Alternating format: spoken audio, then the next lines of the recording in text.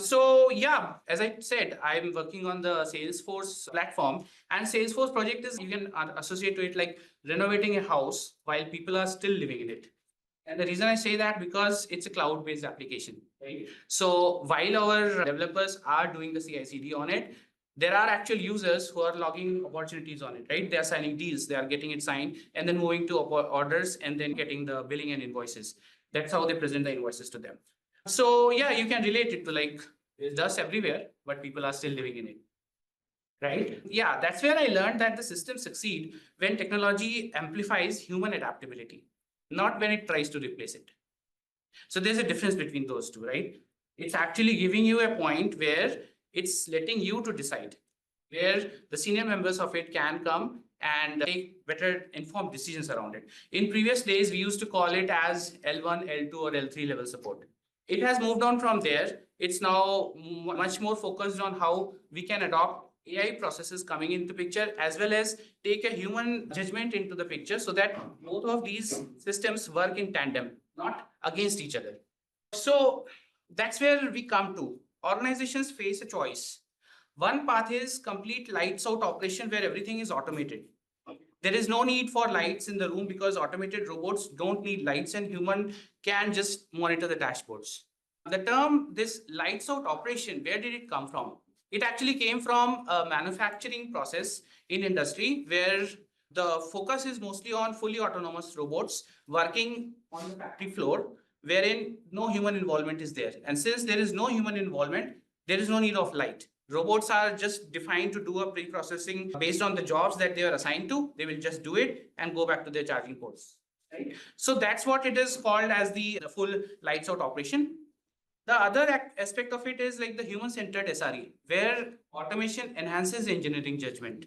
It's not just the job that you have to do. It's actually also a combination of, if something changes, then what needs to happen? If something fails, right, then what needs to happen?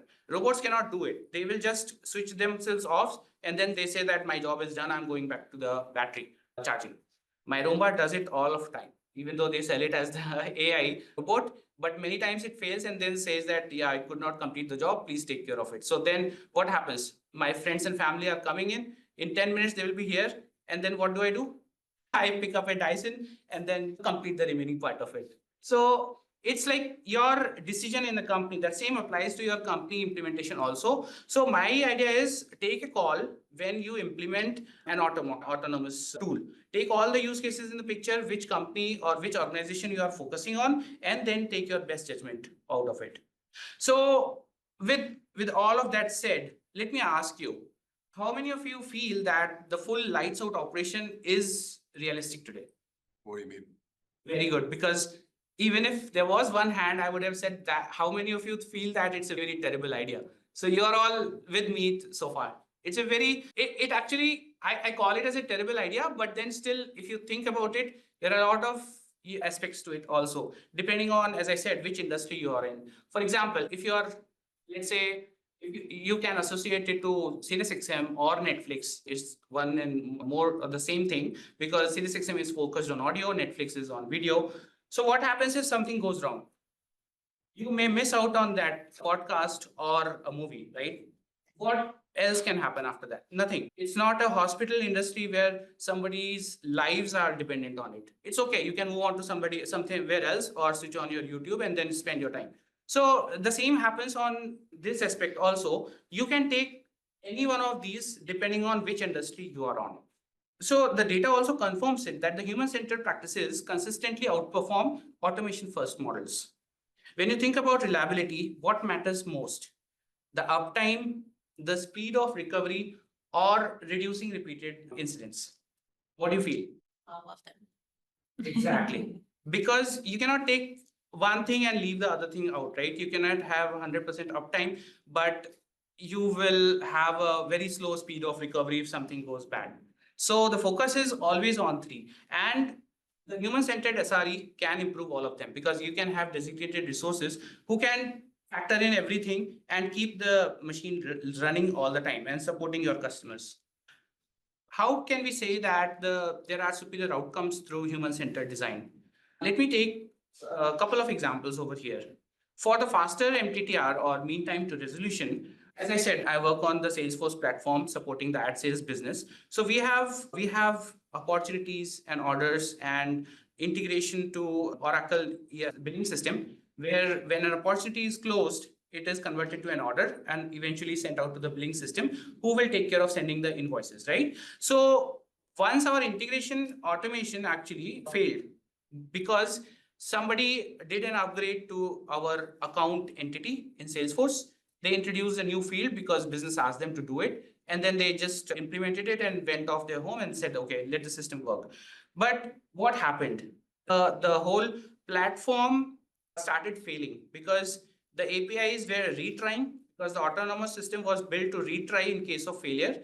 And APIs just kept on trying again and could not succeed because the eventual issue was that model had actually changed. Your entity for Salesforce called account had undergone a schema change because of the field addition. Right? What really happened? The API just kept on retrying again and again, and nothing happened. There was no success out of it. So we essentially assigned that ticket to a human user. That is generally the case all the time. If a system, autonomous system, cannot figure it out, you have to assign it to a human, right? So that's a real factor which I'm trying to give an example of. Now, what happened? The human immediately found out, yeah, there was one failure because of this schema change, and they fixed it in minutes. Right. So if you think about it, that if your level 1 cannot do it, assign it to level 2. And even if they cannot do it, assign it to level 3 so that they can put on their enhancements around it also.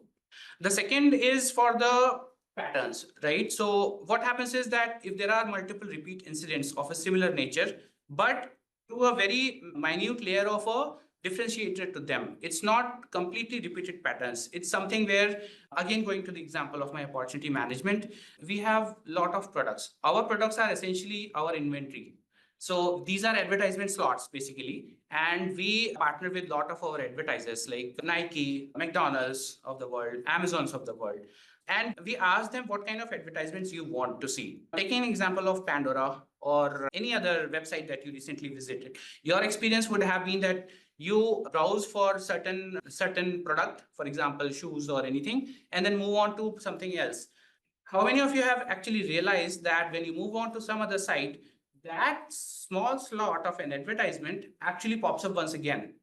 It shows your history where you were actually doing something, and then suddenly it asks you to that, hey, this is an advertisement, you are getting a deal. Sometimes I have also seen that even during the browsing, somewhere somebody knows and it sends out an email that there is a coupon available for this. Do you want to go for it? Capital One sends me a lot, right? So the underlying concept here is that we play around a lot because we are in the media advertisement sales company. So we have to focus a lot around this aspect. So how it happens is there is a online bidding that's happening, and there are sellers and there are buyers of those advertisers saying that based on this history, this is the user data, and I can triangulate that data to a user who's living around this area.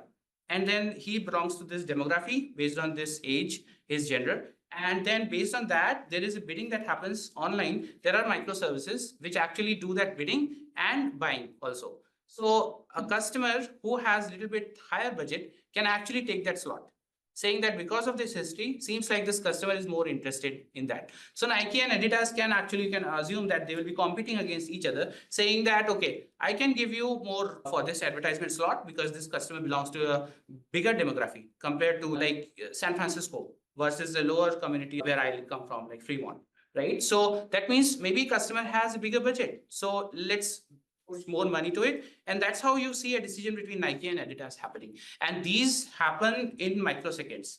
There is no delay factor that has to come in, because when you switch your browsers, you would see that those slots just popping up immediately. That's where all this bidding has happened. Whoever wants actually get to show the advertisement to you.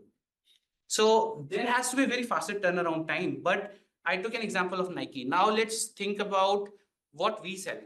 We don't sell the Nikes or anything like that, right? We sell advertisement slots. All our products are combined into an inventory and then displayed to you. What it means is that you can assume that we don't have those products, but we provide a marketplace where we can show you those products on the site that you are visiting. Make sense? So you can see that there are so many variations in those products, and many of these product bundles have a little bit of nuances around that. Let's stick to our Nike and Adidas example.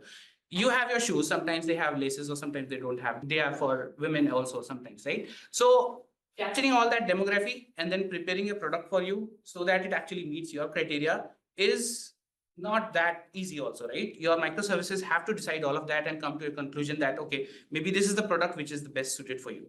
So based on these nuances, what really happened was that once our sellers were not able to close their opportunities because of these variations in the products which were associated to those opportunities. What happened was that we have to build a lot of custom bundle products for them to cater to their specific needs. So we observed that randomly, when our sellers tried to close an opportunity, there was some error which was popping up very randomly, not all the time. So our services were failing and they were just saying that, okay, this could not complete. Essentially, what was happening, the result of it was maybe $1 million deal just got lost because of a small, stupid issue. Right? When we face these kind of random issues, we actually assign it to human to see if there is any pattern associated to that. And then immediately, like within a couple of hours, our SRE developers were able to identify that pattern. Once they got it, they did a little bit more analysis and found that it failed only for deals with the very specific custom product bundles. When they identified the flow, they went to the debug logs and refactored with the decision branches to handle the bundle specific logic. That's how we were able to get to it. But this could have happened much faster if automation could have handled that issue much more proactively or said that, hey, this is coming, please take care of it. We focused too much on automation. That's why we got into that issue. It took a little bit more time. So we believe that if humans would have been involved much earlier in the game, we could have seen that issue resolution much faster. Coming to the third point, which is the higher reliability. So systems run best when human judgment works with automation. We follow a very well-defined process in our team to always be on the lookout for the support ticket resolutions with similar criteria and identify ways to implement enhancements to avoid their recurrence. What it means is that we have a customer base who regularly request these advertisements, and then we get into a failure mode where there is a support team who is working on it. So proactively, we identify what kind of issues we can put it into a particular bucket, whether they were customer issues or enhancement requests or something which is actually an issue which cannot be put into any bucket. So we classify those into specific buckets, and then we have a monthly call. We pick up all the tickets like these and see that if we can implement actually some enhancements which can do away with all those tickets. That's also a practice that we regularly follow. Even with all of that, like it's not all smooth, right? So we see that the alert fatigue is real. There are too many pager duty alerts or any emails or messages that come our way, and there is a lot of distraction which reduces our response times. It's not all the time reliable. The over automation can also backfire because automation updates records, sends emails, assign tasks, and push Slack notifications to every scenario. And when that happens, users stop paying attention because there's just too much noise. There are how many? Let's say there are 87 tickets logged in the night. How can a human read into all of that? So then that's why we also focus very well on the cognitive load management. Under high stress, cognitive load impairs memory recall and reasoning. Sustained high loads without proper management leads to reduced team effectiveness and mental health concerns. We also pay a lot of attention to our support team members also so that they are not burned out so easily. We have our implementation partners because it's a big team. We have almost 8 to 10 developers, and many of those are assigned just to look into those support costs. So we have a regular team meeting with them. We also focus on how involved they are. Are they having any burnout, or are they looking at only similar kind of issues again and again and feeling like not too much involved? So as a product manager, I have taken this responsibility onto myself that I am also keeping them very well engaged so that they are not lost somewhere in the corner and then just focusing on their own part. They need to really understand the value that we give to our customers, not just the specific task or the field or the column that they have to fix. I brought here today basically 2 case studies to talk about those a little bit in more detail. So as I said, we have an active listener base of almost 33 million customers. Imagine millions of users listening to live sports or podcast or the music or the album that was just launched yesterday. Suddenly there is an outburst, right? Everybody is trying to log into a system and listen to that music seamlessly. Switch over though. I don't know if there are 12 tracks which were launched yesterday with that album. So imagine somebody wants to listen to 5 seconds audio, 10-second audio, and switch over to the next track, come back to the first one and keep playing around those 12 tracks again and again. Yeah, right. So with all the kids in town, my kid included, he's always listening to those audio channels and switching those across multiple times. And we serve almost 140 channels. Now imagine in 140 channels, one context is switching those channels. And then if they happen to play along our second application called Pandora and switching tracks between them, how much of your load is happening on the services which are actually running and trying to serve those audios to you, right? It's a big challenge. So during that process, suddenly if let's say an error spikes, many listeners start logging complaints of getting playback errors. What does that really mean? There's just one bad edged location. Did a new deployment break things? Or is it just an IP issue because it is basically out of our control, but maybe a local user is actually having that local problem? And eventually they will start logging the issues to us, right? Without knowing what really happened. Or you can consider a disaster scenario where our satellite failed, right? Not just failed, but maybe started falling back down to the earth. Let's hope never happens, but that's also a possibility that I thought of considering here. Our team's breakthrough was adding context to these alerts. They pulled in the regional data, deployment status, canary rollout info, and even the upstream BGP or the border gateway protocol events. Using that context, the incidents were classified into meaningful buckets: edge degradation, bad canary rollout, origin overload, or something truly unknown. Once they had a better classification, they could automate safely. If the system detected an edge case issue, it automatically shifted 5% of traffic to another location because there are ISPs serving that. So we could actually shift that also. On the SiriusXM side, we have almost 11 satellites in orbit today. And they keep moving across the used territories, right? We have a good amount of coverage. So sometimes if a satellite fails to connect to a user who's moving on their Honda CRV, for example, it automatically switches to another satellite. The same thing that you see on your mobiles as well. If you switch over, if you are traveling, you keep switching to different mobile towers again and again. The same thing in a similar format happens with your satellites also. Based on the triangulation, satellites actually transmit the digital audio to you. And if something starts into a territory where it starts losing track of you, it actually hands it over to the different satellite. But sometimes there are failures that also can happen. So if a canary was failing, it rolled back instantly. But the most important feature was that the automation only kicked in if the system was more than 80% confident. Anything lower or anything with a wide user blast radius is still paged a human. This approach cut the mitigation times from 14 minutes to just 4 for us. Pages went down by almost 40%, and the only issue escalated were the ones humans should handle, like novel codec regressions that require reprogramming. Now let's move on to our customer payment portal. I think we are running out of time, but I still will try to complete it as quickly as possible.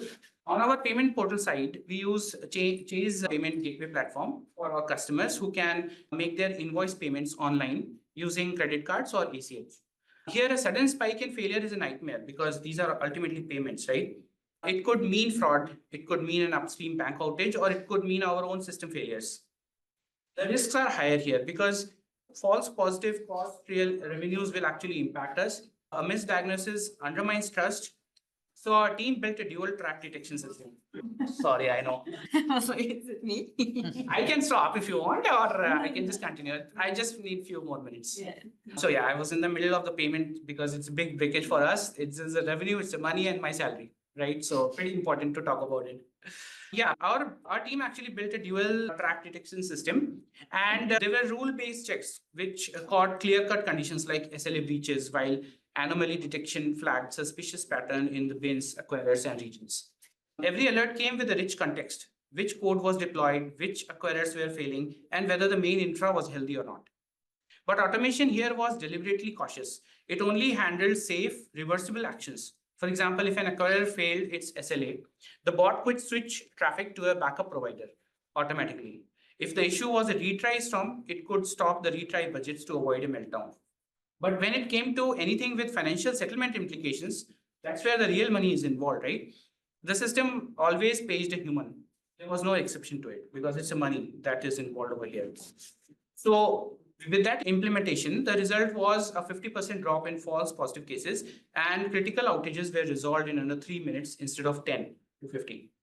So in payments, that's a millions of dollars saved and customer trust preserved. We process almost $7.5 million worth of transactions every day. So you can assume that how much of that value add that provided to us. To scale this further, we focused on three main strategies. One was the runbook automation. It's like you can assume that it's an IKEA manual that actually teaches carpentry, not just try to assemble something. These are a checklist of very specific items that also tell the reasoning behind every action. These also have a checkpoint stage after executing a group of tasks. Every checkpoint completion is supported by an AI generated summary of those activities completed. AI came in picture, right? And that's when if a similar issue is reported, an automation sorted list of AI suggested knowledge articles that will pop up onto the support users console. Second is the escalation framework, so that the right people get the right problems at the right time. The L1, L2, L3 support that I was talking about earlier. When a human needs to be involved, they should get a summary of automation actions done so far, along with the problem statement. So you remember in the older times, when suppose L1 support was involved and they could not fix an issue, they could provide a summary of what they did, how many attempts they tried, and then what failed, what really happened, and then move all that summary to your L2 support system, right? So the L2 did the same thing, they handed over to L3. Something similar now, but at a much faster pace by using AI implementation into it. So AI knows a lot more, and then it can frame the statements much better because you have your language issues also all over the place, right? So somebody can summarize the issue much better than the other. Somebody can do it much faster. So all of that is taken out because now AI is involved. It follows a standard protocol and gives the results in a much faster time without much attention to how many languages you used or how many commas you missed. So essentially it doesn't matter for us.